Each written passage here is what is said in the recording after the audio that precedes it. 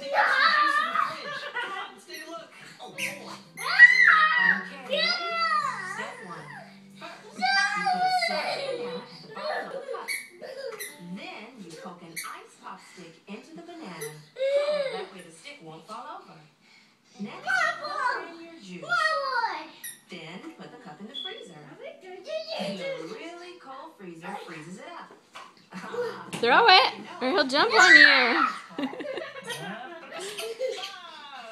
Bella, you know if you hold on to his ball, he'll jump on you to get it back. So you have to throw it as soon as you get it out of his mouth. Okay, throw it in the hallway. Yeah, you and Gabriella have a play date after school, remember? There. He's so confused. Bella, come get it and show him where it is. It's ice pop time. Okay. Throw it in that hallway, honey. Wait for them to freeze, and you've got yummy ice pops.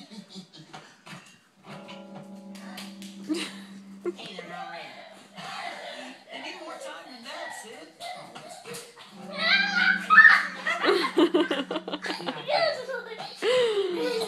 You are so silly.